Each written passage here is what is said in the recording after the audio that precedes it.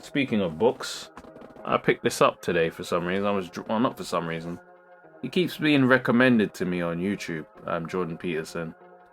I need to give this book a chance. Admittedly, I don't hear as much about him. I don't know if he had a bereavement or I think he was hooked on painkillers or something happened to him. I need to research what it was. But yeah, you don't hear nearly as much about him. But his videos have been making their way into my recommendations on YouTube again. So yeah, 12 Rules for Life, an antidote to chaos. The #1 international bestseller. If anyone wanted to look into that. Yep, there you go. He had a mental breakdown type issue, but he's back now. Oh, that's why his videos keep popping up then. Clever dude. Clever dude. But I was fine with these clinical psychologists or behavioral psychologists or whatever. They have almost a politician-like quality to them, where they can say whatever they want and it's very hard to argue or disprove what they're saying on the spot. Best JP rule. Go on then. Let's hear it. Clean your damn room. Oh my gosh. Right. I remember looking through that and thinking, what's going on here? Right. Let me read through the rules real quick. You just reminded me. Let me do that. Rule 1. Stand up straight with your shoulders back. 2.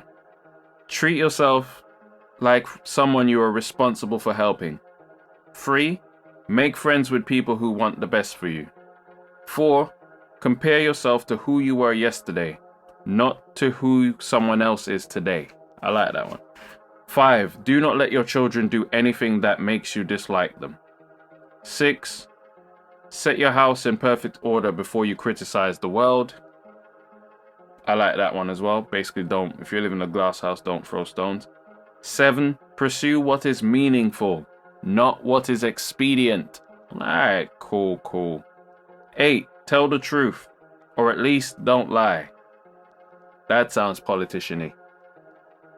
9. Assume that the person you are listening to might know something you don't. 10. Be precise in your speech. That's like be impeccable with your word. This one is as old as time itself. 11. Do not bother children when they are skateboarding. Yeah, okay. 12. Pet a cat when you encounter one on the street. Yeah. But that whole clean your damn room thing, I remember that video came up. And I remember just looking through the comments and just, oh my gosh. Do you know what? The comment sections on his videos are... oh gosh. That's a good gauge of where we are in society. I guess he's sort of the light-hearted. He's not like Shapiro. Shapiro is, Shapiro. Abrasive as hell. Talks like he knows everything. All of that stuff. Peterson is more democratic. He seems to be of the people. At least he tries to appear so. And his general disposition is to, I guess as an educator, as a sage, is to share information, share points of view, and then encourage you to make your own. So like, he's cool with me on that. But yeah, when I read through the rules, I was like, am I going to enjoy this book? Dan, I don't want to have a lesser opinion of the man. So I'm like, but yeah, I think it's time I read it. He's interesting because nearly all psychologists are very mainstream, and he isn't. But he became very mainstream. I know the way he rose to that status was, like you say, like he paid the iron price. It was when he was refusing to comply with, people are saying, they were trying to force pronouns on him or something like that. He was like, I won't be compelled to call anyone anything. Like, if anything, I'll use your name. Like, I will have a choice. You can tell me what your preference is, and of course I will try my best to abide by it. But they were trying to, he's like, you're trying to compel speech by forcing me to do something. And that's just not it. That's not constitutional, and I won't. I was like, bro, okay. I think that's how he came up in the beginning. And then that video with Channel 4, where he stumped that lady who was asking him all these questions, trying to get him in a bind, and she had nothing for him when he was done with her. That was good. You cited freedom of speech in that. Why should your right to freedom of speech trump a trans person's right not to be offended? Because in order to be able to think, you have to risk being offensive. I mean, look at the conversation we're having right now. You know, like, you're certainly willing to risk offending me in the pursuit of truth. Why should you have the right to do that? It's been rather uncomfortable. Well, I'm very glad I put you on the spot. Well, I'm very glad that I have exercised my freedom of speech. You get my point. It's like you're doing what you should do, which is digging a bit to see what the hell's going on. So and that is what you should do. But you're exercising your freedom of speech to certainly risk offending me. And that's fine. I think more power to you as far as I'm concerned. Except you haven't sat there and... I'm just trying to work that out. I mean...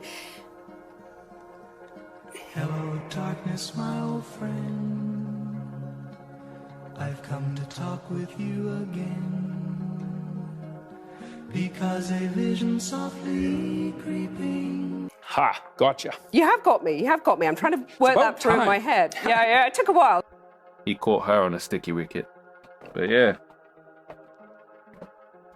What about... Oh. Who is...